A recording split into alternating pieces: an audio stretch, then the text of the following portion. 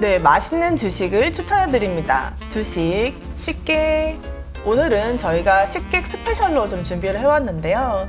저희가 생성 AI 관련해서 작년부터 계속 이제 인덱스 리포트를 쓰고 있습니다. 근데 세미나를 갈 때마다 항상 물어보시는 질문이 과연 이 생성 AI 혁명에서는 누가 넥스트 구글이 되고 넥스트 페이스북이 될 것이냐라는 질문을 계속 해오고 계시는데요. 그러니까 생성 AI의 산업화, 수익화를 주제로 해서 좀 스페셜 리포트를 작성을 하고 관련 내용을 좀 말씀드리려고 나왔는데요.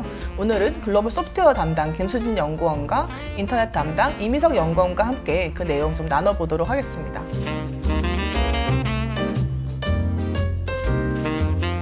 그래서 최근에 사실 시장에서 이 생성의 수혜주라고 하면서 또 부각받는 종목 중에 하나가 이제 어도비예요.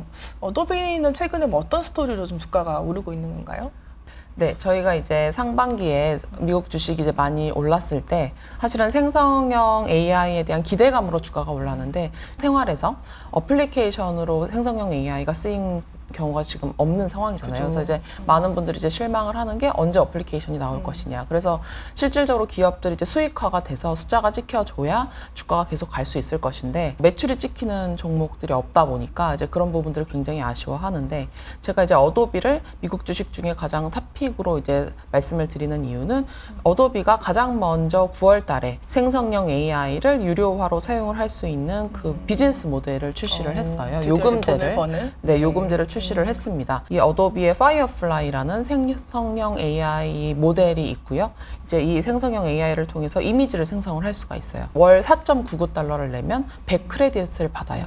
이 100크레딧을 받으면 이미지 100장을 생성을 할 수가 있어요. 지금 이 100크레딧으로 생성할 수 있는 이미지가 텍스트를 치면은 그 텍스트를 통해서 이미지가 생성이 되거든요. 그래서 이제 그렇게 100크레딧을 다 사용을 하면 뭐 추가 결제를 하면 추가로 이제 이미지를 또 생성을 할 수가 있습니다. 이제 다음 실적부터 요 수익이 이제 지키기 시작을 할 것 같아요. 그래서 아마 서프가 나려면 충분히 서프가 날 수 있을 것 같아요. 왜냐하면 3월에부터 베타 버전으로 런칭이 됐는데 이미 2억 장 이상의 이미지가 생성이 됐다고 알려져 있거든요. 그래서 이제 어느 정도 사람들이 지금은 무료로 2억 장이 만들어졌지만 유료로 어느 정도 사용이 될지 이런 부분에 대해서도 우리가 기대감을 가질 만하다라고 말씀드릴 수 있습니다. 약간 그 네이버 웹툰 그림 채색하고 막 이런 거랑 비슷한 건가요? 이미지 생성 측면에서는 말씀해주신 어도비가 굉장히 좀 잘 하고 있고 컨텐츠에 바로 이제 적용하는 부분에 있어서는 뭐 아예 새롭게 텍스트를 이미지로 변환하는 부분보다는 기존의 어떠한 사진을 찍었을 때 이거를 웹툰화 이미지로 해가지고 만드는 이러한 부분들 그리고 여기에 추가적으로 웹툰 작가들의 그림체를 이제 학습을 시켜가지고 그 작가용 그림체로 이미지가 이제 채색이 되거나 이런 식의 좀 채색 툴들이 지금 나오고 있는 게 컨텐츠 쪽의 상황입니다. 뭐 처음엔 저희가 예전에 저거 찍었을 때 막 스테이블 디퓨전 이용해가지고 이미지 만들어보고 이런 것 좀 하다가 이제 실제로 비즈니스 세계에서 할 수 있도록 만들어주는 것들이 시작되고 있는 그런 상황인 거네요. 사실은 이제 어제 어도비가 이제 어도비 맥스라는 연례 컨퍼런스에서 추가적으로 이제 새 모델을 발표를 했어요. 네네. 그래서 지금까지는 포토샵, 뭐 일러스트레이터, 어도비 익스프레스 정도의 통합이 됐었는데 동영상 만들어주는 프리미어 프로에도 생성형 AI가 이제 추가가 됐고요. 뭐 애프터 이펙트, 뭐 라이트룸 이렇게 자사의 어떤 다양한 제품군에 생성형 AI를 추가한다고 발표를 했고 뭐 벡터 이미지 생성까지도 이제 생성형 AI로 하겠다. 그러니까 이렇게 계속해서 발전을 하고 있는 상황이거든요. 그래서 이제 요 4.99달러의 100크레딧이 사실은 부족할 수도 있는 상황이 초래될 수 있기 때문에 사실은 실적 서프를 충분히 기대해 볼 만하지 않나 이런 분위기입니다.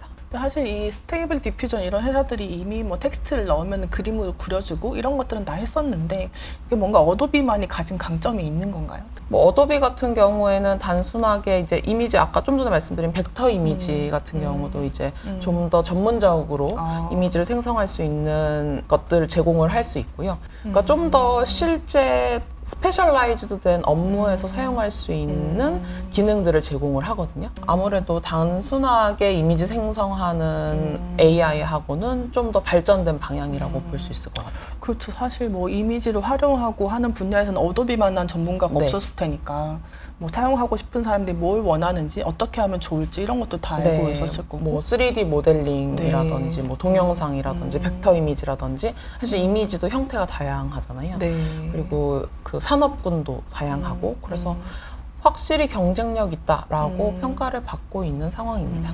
그래서 어도비가 그렇게 제품화를 잘해서 좀 주가가 이제 좋았던 것이고, 뭐 다른 회사들도 그럼 다들 그렇게 AI 상업화를 준비를 하고 있는 상황인가요? 또 반대 급부에서는 최근에 어도비가 이 생성형 AI가 등장하기 전에 주가가 안 좋았었는데 이제 그 부분은 이미지와 관련된 소프트웨어들이 많이 등장하고 있는 추세였었거든요. 그쵸, 뭐 캔바라든지 맞아요. 그러니까 네. 우리가 과거에는 포토샵이 좀 독점하는 체제였다면 좀 스타트업들이 많이 등장하면서 포토샵이나 어도비의 독점 체제가 무너질 수 있을 거라는 우려가 많았는데 이런 피해주가 될 거라는 걱정이 많았죠. 네. 근데 이제 뭐 캔바 같은 데서도 이제 생성 AI를 등장시키고 있고 퓨전 AI 같은 이런 것들도 대체제가 될 수 있다는 우려도 이제 일각에서 있긴 한데 뭐 어도비가 워낙 이제 가지고 있는 헤게모니가 또 있다 보니까 그것들을 자기들이 잘 활용을 하려고 하는 것도 있고요.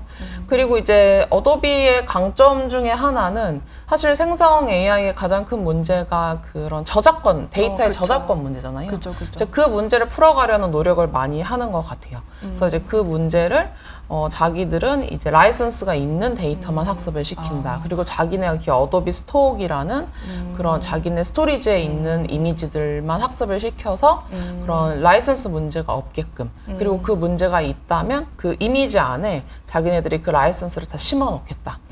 이것은 AI로 생성된 것이고 이것의 원래 주인이 누구고 이런 문제들을 기술적으로 다 해결을 하겠다라는 것을 되게 공고히 하고 있는 상황이에요. 그래서 이런 것들을 좀 자기들이 강점으로 가져가겠다라고 그런 로드맵을 그리고 있는 상황입니다. 그 사실 최근에 제가 보면서 느끼는 것이 처음에는 이제 막 어머 그림을 그려주네? 그래서 깜짝 놀라고 약간 그 기술을 가진 스타트업이라든지 이런 데 되게 관심이 많았는데 그 기술 자체는 굉장히 좀 빨리 확산이 되는 것 같아요. 어도비도 이제 본인들이 갖고 있는 기술로 지금 할 수가 있는 거고 대신에 이제 더 중요해지는 게 어떻게 비즈니스 전략을 짜느냐. 그래서 어도비처럼 또 본인들이 갖고 있는 또 데이터가 많으니까 그걸로 훈련을 시키면서 저작권 문제를 없애주고 이제 어떻게 이제 전략을 잘 짜느냐는 게 좀 중요해지고 그 기업들이 이제 기존에 좀 잘하고 있는 기업들이 적용을 하는 게 좀 더 빨라지는 그런 그림을 좀 변화하는 게 아닌가 생각이 드는데요. 네, 그런 측면에서 국내 기업들은 좀 어때요? 국내 같은 경우는 아직 이걸로 돈을 벌고 있는 그런 업체는 현재로서는 아직은 그쵸, 좀 네. 미미한 수준이고요. 뭐 네이버의 스노우라는 자회사가 생성 AI 기반의 카메라 앱을 내놨는데 맞아요. 저도 그거 해봤어요. 그거 되게 잘 되던데. 근데 이게 네. 글로벌에서 지금 꽤나 히트를 네, 하면서 그쵸. 그 돈을 벌어들이고 있습니다. 오, 그래서 제가 그래요? 최근에 추정을 했을 때는 일간에 거의 뭐 10억 가까이 찍히는 날도 진짜요? 있을 정도로 지금 많이 올라온 것으로 추정이 되고 있는데 일단 이게 당장에 뭔가 B2B 단의 이런 파운데이션 모델에서 지금 수익을 얻는 건 아닐지라도 네. 이런 카메라나 좀 더 소비자 B2C 단에서도 사람들이 흥미 있을 만한 부분에 결국 카메라에 대한 부분도 이미지랑 어느 정도 연관이 있는 부분이잖아요.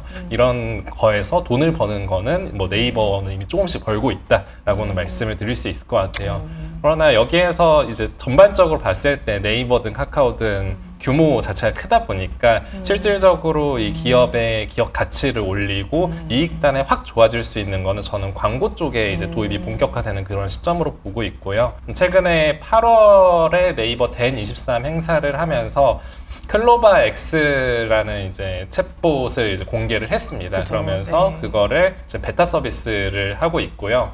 9월에 가서는 Q라는 이런 검색 서비스를 생성 AI 기반의 검색 서비스를 지금 베타를 도입을 해서 서비스를 시작을 하고 11월부터 통합 검색 내에다가 정식으로 이제 적용을 할 예정이거든요. 네네. 그럼 여기에서 변화가 되는 거는 기존에는 검색 광고 쪽에 단순히 이제 광고를 누출시키고 거기에 따라서 이제 금액을 받거나 이제 수치하는 방식이었다라고 한다면 최근에는 Q에다가 한번 검색을 해보시면 아래 플레이스 추천이라고 해가지고 선택지가 한 3개에서 4개 정도 뜨는 걸 보실 수가 있는데요. 그게 제가 생각을 했을 때는 사람들이 결국에 주로 검색하는 거는 뭐 4개에서 5개 정도의 큰 카테고리를 보자면 어떤 장소에 관한 것, 그리고 예약에 관한 것, 뭐 여행에 관한 것, 숙소에 관한 것 이런 서비스들에 치중될 가능성이 높다라고 생각을 해요. 그러면 그런 서비스들에서 과점 사업자들의 그런 지위를 갖고 있는 이런 업체들과 이런 네이버와 이제 파트너십을 맺고 그러한 B2C 서비스 업체들로 넘어가가지고 거래액이 발생을 했을 때 여기에 대해서 추가적으로 수수료 BM을 가져갈 수 있는 있는 그런 가능성도 보여주고 있는 그런 상황이고요. 글로벌에서도 지금 생성 AI 기반의 좀 타겟팅 광고를 더 강화하겠다라고 하는 빅테크들이 많은데 네이버도 좀 빠르게 하고는 있어서 아예 광고주들 딴에 AI를 도입을 해서 생성형 AI 기반의 타겟팅을 완전히 고도화시킨 모델은 일단 11월에 클로바 포 애드라고 해서 선 공개를 할 예정이고요. 내년도 상반기 중에 서비스를 출시할 것으로 예상을 하고 있는 상황입니다. 그럼 어떻게 달라진 게 저희가 뭐 네이버에 질문을 할 때 뭐 어떻게 질문할 수 있는 거예요? 그렇게 뭐 되면? 기존에는 저희가 네이버에 질문할 때 그냥 완전히 단어 하나, 뭐 한두 개 이렇게 그쵸. 던졌었잖아요. 이제는 저희가 원하는 그런 조건들을 거는 거죠. 예를 들어서 제가 일반적으로 살아가면서 가장 많이 좀 찾는 것 중에 하나가 워낙에 이제 외부 사람들과 약속이 많다 보니까 어떠한 시점에 어디를 가가지고 몇 명이서 뭐 룸이 있는 이런 식당을 맞아요. 우리 찾아줘. 그거 자제해야 되죠. 네, 지금은 마땅히 그 완전히 딱 제 눈앞에 찾아주는 그런 어플까지 많이 없다 보니까 이거를 이제 찾는데 시간이 좀 꽤나 많이 걸립니다. 이런 것들을 지금 한 4개에서 5개 정도의 조건을 넣어서 바로 이렇게 찾아줘라고 하면 선택지를 한 4개 정도 해서 이제 추출을 해줍니다. 물론 아직은 좀 한 개 정도는 약간 제가 말한 조건에 모두 부합하지는 않는 그런 문제는 있긴 하지만 뭐 점진적으로 지금 좋아진다라고 한다면 이제 뭐 내년도 상반기쯤에는 굉장히 저도 유용하게 이제 쓸 수 있는 수준까지 올라오지 않을까 기대를 하고 있습니다. 그렇게 되면 뭐 네이버 실적이 더 좋아지는 거예요? 만약에 그게 잘 적용이 되면은? 뭐 일단 앞서 말씀드린 대로 지금은 이거에 대해서 BM을 정확히 어떻게 하겠다라고 이제 기업 차원에서 이야기를 해주고 있는 상황은 아닙니다. 그러니까 지금 테스트를 해보고 광고주들이 무엇을 더 효율적인 BM이다라고 느끼는지 한번 서로 테스트를 한 다음에 이거를 여기에다가 우리가 노출을 시켰을 때 실질적으로 여기로 트래픽이 들어와가지고 결제를 하는 그런 경우가 굉장히 많구나라는 게 이제 입증이 되거나 아니면 네이버의 광고를 검색 광고를 노출하는 광고 사업자들 입장에서는 여기에 노출을 시켰을 때 기존 광고랑 대비를 했을 때 구매 전환율이 과연 몇 배가 상승하느냐에 따라서 광고 단가가 올라올 수 있는 부분이 있는데 지금 8월 행사에서 네이버가 밝혔던 거는 사내 내부적으로 이제 테스트를 하이퍼클로바 X를 기반으로 해서 타겟팅 광고를 했을 때 구매 전환율 자체가 지금 3배가 올라온 상황이다라고 이야기를 했거든요. 그래요? 근데 저는 이게 추가적으로 4배, 5배 이상까지도 갈 수 있다라고 생각을 하고 있어요. 지금 4분기에 테스트 중인 이러한 그 생성 AI 기반의 광고에 구매 전환율이 얼마나 올라오고 제로 클릭률이 얼마나 낮아지는지 이게 결과값이 나오고 나서 내년도 상반기를 지나면서 광고 단가가 이제 재정립되는 그런 시간을 갖지 않을까 판단을 하고 있습니다.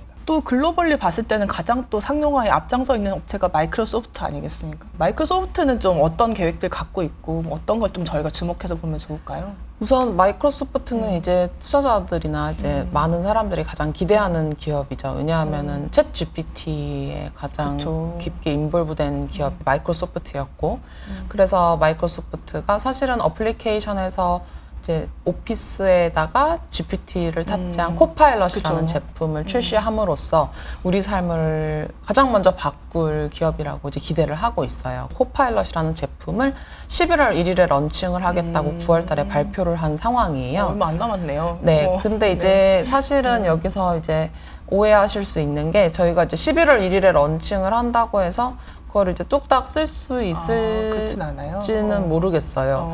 개인용으로는 사용해 볼 수 있을 수도 있을 것 같은데 기업에서 사용하는 것 사실 실적에 반영이 되려면 기업에서 사용해야 되거든요. 왜냐면은 마이크로소프트의 오피스 매출의 80% 이상은 기업 엔터프라이즈이기 때문에 얘네가 이게 실적에 반영되기 위해선 기업이 전환이 돼야 되는데 기업은 이게 사실 저희가 한두 명이 아니라 보통 1000명, 2000명 그쵸. 이렇게 되기 때문에 한 번에 전환이 되는 게 아니에요. 그래서 전환이 되는데 시간이 걸린다라고 보시면 되고요. 이번에 11월 1일에 런칭되는 건 영어 버전이기 때문에 국내 한국어는 버전은 저희는 아마 쓸 수 없나요? 내년을 봐야 될 것 같다라고 보시면 될 것 같아요. 그보다 앞서서 9월 26일에 저희가 윈도우 11에 생성 AI 기능이 한 150여 가지가 그래요? 업그레이드가 됐습니다. 그래서 사실 기업에서는 윈도우 11을 아직 별로 안 쓰고 있거든요. 우리나라 기업에서는. 근데 이제 개인분들의 이제 랩탑 같은 데서는 보통 윈도우 11 많이 전환된 노트북들이 많아요. 네. 그래서 아마 그거는 이제 업그레이드를 하면 윈도우 그 생성 AI 기능들이 있는데 사실 아직 기사 같은 걸 보면 좀 네거티브한 내용들이 많아요. 좀 그래요? 시기상조였다. 그래. 네, 아직 생성 기술적으로 AI가 조금 불안정한 부분들이 많다. 네. 이런 내용들이 많긴 한데 가장 대표적인 기능이 무슨 그림판 우리가 그림판 항상 있었잖아요. 옛날부터 네. 윈도우에. 거기에 이제 생성형 AI 관련된 기능들이 있는 상황이에요. 포토샵처럼. 뭐 그 정도까지는 아닌 것 하지만, 같아요. 네. 네. 그래서 네. 간단한 기능들이 있어서 좀 너무 이제 기대치에 미치지 못하니까 좀 부정적인 뉴스들이 나오는 것 같아요. 코멘트들이. 되게 기대감이 있는데 사실은 아직은 나오는 서비스들이 기대감에는 미치지 못하는 상황이라서 네. 조금 반응은 좋지는 않은 것 같아요. 그래서 이제 마이크로소프트의 어떤 전략은 어쨌든 생성형 AI로 가고 있지만 그것들이 실적에 반영되는 건 사실 저는 내년부터다라고는 말씀을 드리고 있습니다. 그래서 기업에서 적용을 할 때 사실 저희도 만약에 정말 시연한 대로 코파일럿 네. 시연한 대로 저희가 워드를 딱 쓰면 PPT로 딱 만들어지고 막 이렇게만 되면은 뭐 저희야 뭐 굉장히 쓰고 싶잖아요 사실. 저희가 이제 좀 걸리는 거는 그게 과연 그 정도의 퀄리티가 나올 것인가. 그래서 정말 우리가 많이 수정하지 않아도 쓸 수 있을 것인가가 이제 첫 번째일 것 같고, 두 번째는 이제 보안 이슈일 것 같아요. 그러니까 기업에서 적용을 하는 거는 특히나 이건 다 클라우드를 이용해서 대부분 진행이 될 거기 때문에 보안에 대한 부분들이 이제 적용을 할 때 가장 좀 많이 걱정들을 하시는 부분인 것 같은데 네. 그런 영역들은 좀 어떻게 진행이 되고 있나요? 그래서 사실 최근에 가장 주목받는 영역이 사이버 보안인 것 같아요. 사이버 보안을 신경을 더 쓸 수밖에 없고, 뭐 생성형 AI의 사례를 보면, 그러니까 오피스만 해도 오피스 코파일럿이라는 것의 컨셉 자체가 우리가 예를 들면 워드에다가 무언가를 작성을 하면 코파일럿이 그거를 요약을 해준다는 거거든요. 그쵸. 그러면 이제 워드에 작성한 우리 회사의 문건이 사실은 마이크로소프트의 서버에서 한번 요약되는 거다 그죠. 보니까 네. 이제 그런 부분들을 기업들이 엄청 우려한단 말이죠. 그래서 이런 부분들을 안심시키는 게 지금 마이크로소프트의 역할이고, 이런 부분들을 기술적으로 어떻게 안전하게 제공할 것인가. 이제 이 부분들이 이제 마이크로소프트 코파일럿의 기술적인 역량이거든요. 네. 그래서 이제 보안 쪽으로 굉장히 신경을 쓰고 있고, 이런 단순한 제품에서의 보안뿐만이 아니라 기업에서 생성형 AI를 쓰기 위해서는 기업의 정보가 유출되지 않기 위해서 더 신경을 써야 되고, 나아가서 우리가 생성형 AI를 많이 쓴다는 건 결국은 디지털 의존도가 높아지기 때문에 해커들이 무언가 공격할 수 있는 범위가 더 넓어지는 거라서, 그러니까 해커들에게 더 많은 먹잇감을 줄 수밖에 없기 때문에 그렇겠네요. 더 많은 어떤 해킹 공격에 대비하는 보안 대비책들을 세울 수밖에 없어요. 각 기업의 보안팀들의 고민은 정말 계속해서 늘어만 갈 수밖에 없는 상황이라고 볼 수 있죠. 사실 회사들 입장에서는 뭐 얼마 전에 뭐 삼성전자 직원이 뭐 챗GPT에 질문을 했다가 그게 네네. 이제 약간 노출이 되는 그런 사고도 맞아요. 있었잖아요. 그러다 네. 보니까 또 어디까지 쓸 수 있는지에 대해서도 지금은 좀 어려운 부분들이 있고, 근데 기술적으로 이제 그런 부분들이 충분히 이제 보완이 돼야지 또 기업들이 좀 빠르게 적용을 할 수가 있을 테니까 네. 어떻게 보면 사이버 보안 시장은 또 같이 갈 수밖에 없는 부분이겠네요. 네, 맞습니다. 그래서 저희가 생성 AI가 이제 사실 내년이 되면은 뭐 마이크로소프트부터 시작을 해가지고 굉장히 많은 어떤 제품들이 일단 나오고, 저희가 그 제품들을 써보면서 이건 정말 쓸만하다, 혹은 이건 좀 더 발전해야 되겠다, 이런 것들 이제 많이 좀 느낄 수 있을 것 같은데요. 앞으로 뭐 한 3년 정도를 봤을 때 가장 좀 우리 업종에서 유망하다, 이렇게 좀 생각하시는 종목이나 뭐 ETF 있으시면은 말씀 좀 해주실 수 있을까요? 저는 생성 AI가 전반적인 저희 업무 생산성을 높여주는 부분도 큰 변화다라고 생각을 하긴 하는데, 본질적으로 더 생산성을 발휘할 수 있는 영역은 컨텐츠의 생산성이다라고 생각을 하고 있어요. 이게 네. 나중에 다 도입이 된 이후에는요. 그러면 어떠한 컨텐츠 산업이 좀 더 빠르게 그리고 훨씬 더 반등을 할 수 있을까를 생각을 해보면 최근 한 2, 3년 동안 굉장히 안 좋았었던 게임 산업이다라고 저는 생각을 하고 있습니다. 네. 이걸 제가 세 가지 측면으로 말씀을 드리면, 도입이 된다. 게임 내에 도입이 되는 거는 어떠한 부분이 있냐면 NPC들한테 도입이 됩니다. 게임 내에서. NPC가 뭔지 아시나요?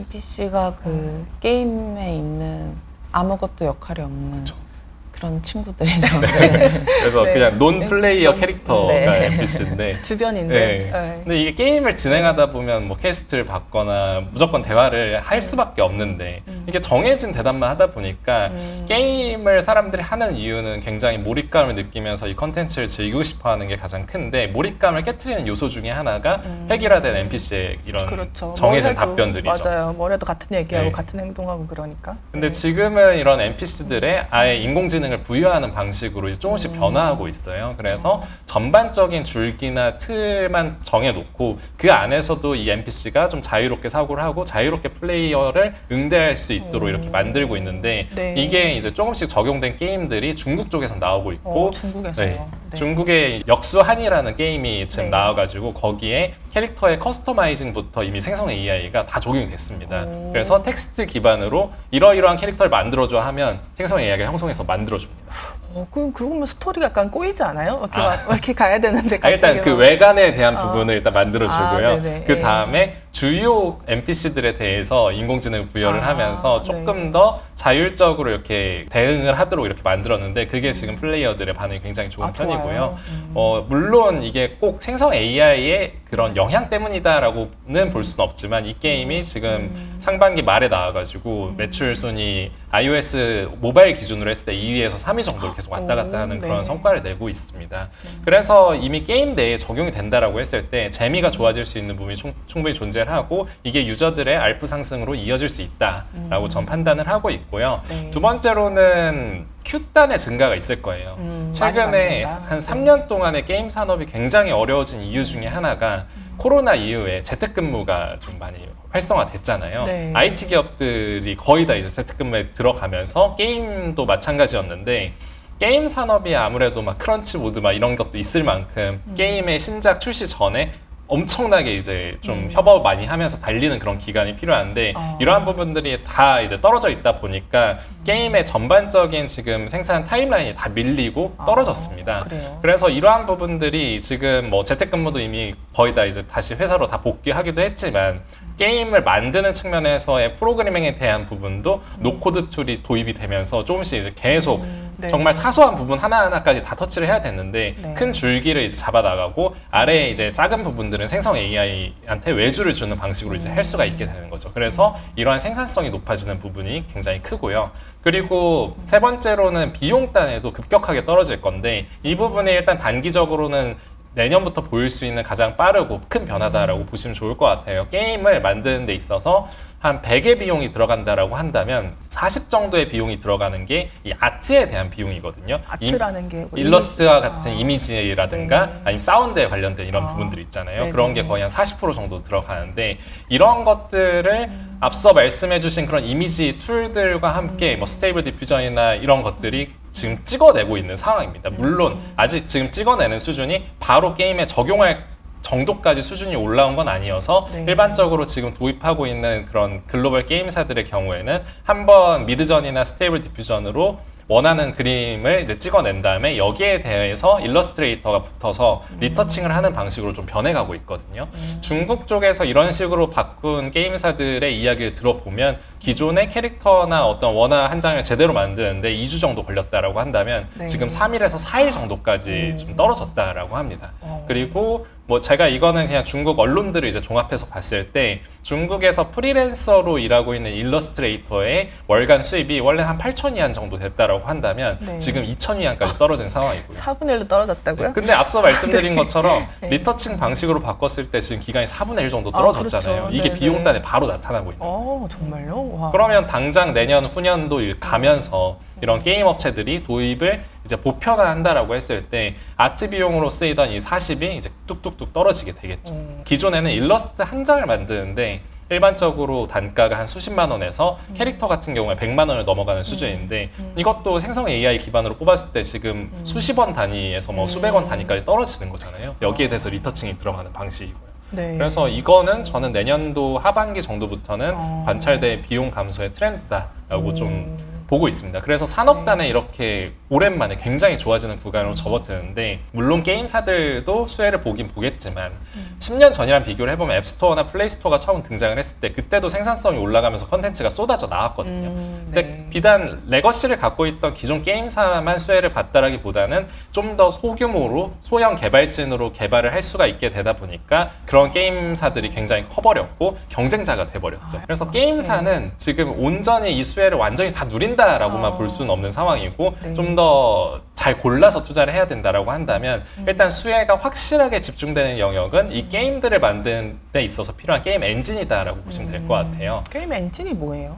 게임 엔진이라고 한다면 모든 게임을 만드는데 그걸 이제 처음 프로그래밍을 구동시키기 위해서 이 게임 엔진이 필수적으로 필요한데 이 게임 엔진마다 그 쓰는 언어가 다 다릅니다. 약간 락인 효과가 굉장히 큰 네, 부분이에요. 네. 그래서 네. 생성 AI가 딱 적용이 된다라고 했을 때 지금 뭐 신규 엔진이 갑자기 나와가지고 어떻게 좀 파란을 일으키기는 좀 어려운 상황이고 그럼 전체적으로 컨텐츠가 이제 공급의 증가를 하게 되고 게임 개발자들이 많아지게 되고 이런 신작들이 많아지게 된다라고 했을 때 그 늘어나는 수요를 지금 과점하고 있는 유니티와 얼리얼 엔진이 가져갈 수 있다라고 저는 판단을 하고 있어서 네. 두 기업을 가장 좋게 보고요. 그러나 얼리얼 엔진 같은 경우는 상장사는 아니다 보니까 일단 유니티를 이런 게임 산업단에서의 내년도 이후에 최선 호주로 지금 생각을 하고 있는 상황입니다. 약간 시기를 한 내년 정도로 보시는 이유는 어떤 부분이에요? 왜냐하면 이게 물론 중국 지역이나 몇몇 좀 빨리 앞서 나가는 게임사들 같은 경우에 적용을 서두르고 있기는 하지만 네. 지금 국내도 그렇고 미국도 그렇고 전반적인 글로벌 게임사들의 스탠스는 일단 내부적으로 지금 한번 파일럿은 만들어 보되 이거를 출시까지는 꽤나 텀을 두겠다. 그리고 플랫폼들만 하더라도 스팀이 지난 5월에 생성 AI를 적용한 게임들의 출시를 일단 막았어요. 근데 그 막은 사유가 우리는 앞으로 생성 AI를 적용한 이런 게임들을 앞으로도 출시하지 않겠다라는 이런 의미보다는 결국에 이 게임을 출시를 하게 됐을 때 그럼 그 게임 내에 생성 AI가 도입이 됐을 것이고 그럼 그 생성 AI를 누구의 그런 리소스로 학습을 시켰는가. 또 저작권 문제가 있군요. 그렇죠. 저작권 문제가 있는데 네. 이 저작권에 대한 문제가 아직 그 원 리소스를 가진 그런 집단한테 얼마를 주고 RS를 어떤 식으로 쉐어할지 지금 업계 내에서 전혀 잡힌 게 없거든요. 이런 게 잡혀가는 과정이 한 1년 정도는 걸릴 것이다 라고 지금 네. 판단을 해서 내년도 하반기 이후를 좀 집중적으로 보자라고 말씀을 드리고 있습니다. 그럼 한 2, 3년을 봤을 때는 저희가 약간 유튜브가 나오면서 이제 굉장히 많은 컨텐츠가 만들어지고 유튜브가 돈을 많이 벌었던 그런 그림이 어떻게 보면 이제 유니티가 게임 산업에서 이제 그런 포지션으로 갈 수 있겠다. 이렇게 좀 기대할 수 있는 거네요.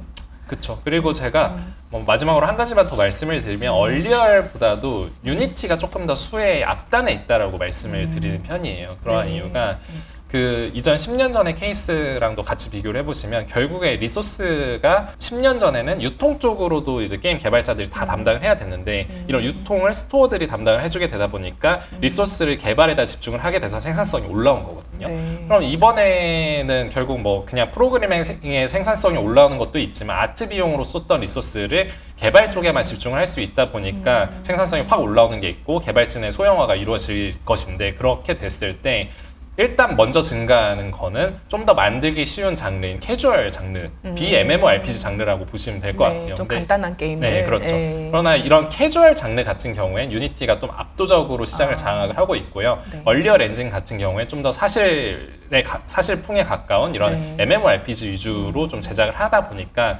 뭔가 이런 산업의 변화의 앞단에서 유니티가 먼저 수혜를 볼 것이다 라고 좀 볼 수 있을 것 같습니다. 너무 흥미롭네요. 네. 우리 수진 연구원은 어떤 종목 앞으로 한 3년 이 생성 AI에서 이 종목을 주목해야 된다. 혹은 어떤 ETF에 관심 있으신지. 저는 사이버 보안 ETF를 추천을 드리고 싶습니다. 앞서 말씀드린 대로 저희가 이제 생성 AI를 많이 쓴다는 건 결국은 디지털에 대한 의존도가 높아지는 거거든요. 그러면 사실 저희가 해킹 사고가 최근에도 굉장히 많이 있어요. 그러니까 지난주만 해도 네. 저희가 그 클로락스라는 세제 업체가 지금 주가가 5년의 최저치인데 그 이유가 해킹 사고로 인해서 최대 업체를 해킹해요? 네. 근데 요즘 해커들이 그 네. 비트코인이 등장한 이유로 사실 해킹으로 돈을 뜯어내는 게 굉장히 쉬워져서. 그래요? 그러니까 옛날에는 막 그런 우리 영화를 보면은 막 에스크로를 만들고 막 그런 작업 받아내야 되니까. 돈을 받아내는 작업이 되게 전체 비용의 30~40%를 차지했대요. 그래요? 네, 그 절차가 그치? 실제로. 네. 근데 이제 비트코인이 생기면서 그 비용이 없어지니까 그 해커들이 굉장히 늘어났거든요. 그래요? 네, 실제로 그렇습니다. 그게 사이버 보안 산업이 확대된 되게 대표적인 요인 중에 하나예요. 그렇군요. 그래서 그 지금 주가가 지금 곤두박질을 친 게 실적의 타격이 있는 상황이에요. 네. 근데 이제 어제는 또 MGM 그 리조트라고 네, 미국 리조트도 라스베가스에 네, 가장 큰 그 그 리조트 업체인데 거기서도 해커들이 리조트를 왜 해킹하죠? 그러니까 그냥 진짜 사실은 거대 업체들은 다 해킹하고 보는 거예요. 요즘 해커들이. 그러니까 이제 기업 입장에서는 IT 지출의 1순위가 사이버 보안일 수밖에 없어요. 근데 거기다가 이런 생성 AI 같은 걸 도입함으로써 사실 기업 입장에서는 비용을 절감할 수 있는데 그쵸. 이걸 도입하기 전에 일단은 예방을 충분히 해놓고 도입을 해야겠다는 생각을 하기 때문에 사실은 이제 앞서 임석 위원님도 말씀해 주신 것처럼 이것들이 도입되는데 사실 지금 레깅 타임이 좀 그쵸. 있는 네. 상황이거든요. 한 1년에서 1년 네. 반, 2년. 지금은 어떤 인프라를 구축해 나가는 과정이다라고 말씀을 드려요. 그래서 그 인프라를 구축해 가는 과정에서 가장 중요한 것 중 하나가 사이버 보안이고 그래서 기업들이 지금 상황에서 사실 지금 경기가 안 좋아서 IT 지출 자체가 굉장히 타이트한데 1순위가 사이버 보안이 될 수밖에 없다. 그렇기 때문에 사이버 보안에 투자를 해야 되는데 사이버 보안이 사실 산업이 굉장히 어려워요. 되게 사실 비전문가들이 느끼기엔 너무 세분화되어 있고 뭐가 중요한지 잘 모르겠더라고요. 이해하기가 굉장히 네. 어렵거든요. 그래서 ETF를 강력하게 추천을 드려요. 종목보다는. 그래서 사실은 사이버 보안 ETF가 몇 가지가 있는데 글로벌 X의 BUG, 버그라는 이름이 ETF가 버그네요. 네. 있습니다. 네. 그래서 그 ETF가 대표적인 사이버 보안 종목들에 투자를 하고 있어서 이제 사이버 보안은 특히나 ETF를 추천을 드리는 산업이다라고 말씀드릴 수 있습니다. 네, 이렇게 저희가 생성AI 기술이 어떻게 지금 상용화가 되고 있고 어떤 기업들이 어떻게 해서 돈을 벌 계획인지 그리고 지금의 허들은 무엇이고 앞으로 이제 기대되는 수익은 무엇인지 좀 일단 알아봤는데요. 앞으로도 저희가 계속해서 주기적으로 이렇게 좀 깊이 있는 산업 리포트를 쓰면서 이 완전히 새롭게 열리는 AI 산업의 수혜주들을 찾아가 보도록 하겠습니다. 많은 관심 부탁드리고요. 오늘 스페셜 방송은 여기서 마무리하도록 하겠습니다. 오늘 식사는 어떠셨나요?